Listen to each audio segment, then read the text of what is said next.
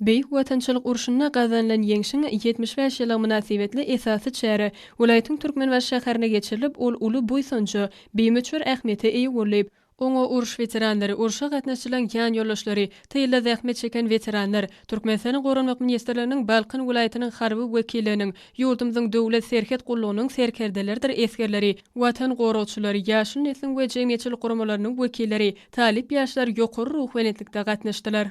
Dabarda buýsunçly gutlaw çykyşlaryna giň urun berilip, soňra hormatly prezidentimiziň permanent laýyklykda uruş veteranlaryna, urşa gatnaşylan ýan ýoldaşlaryna, tyýla zähmet çeken veteranlara 1941-nji 1945-nji ýyllaryň beýik watançylyk urşunyna gazanlan ýeňşiň 75 ýylygyna ýubiley medali, şeýle-de hormatly prezidentimiziň adyndan sowgatlar dabaraly ýagdaýda goşuryly. Balkanda uruş veteranlarym öz edegini özleri baradaky, halkymyz hakyndaky edýän ýadawsyz aladalar üçin hormatly prezidentimize çeksiz hoşallyklaryny bildirdiler.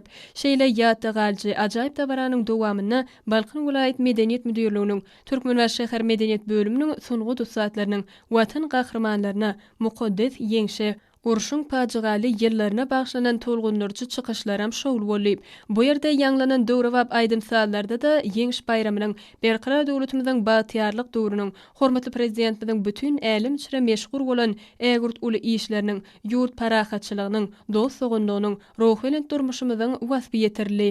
1941-nji 1945-nji ýyllaryň beýik watançylyk urşunyna gazanlan ýeňşiň 75 ýylyg münasibetli Balkanawat şäherine geçirilen aýdym saata dabarada ýokary ruh welentlikde dowam etdi.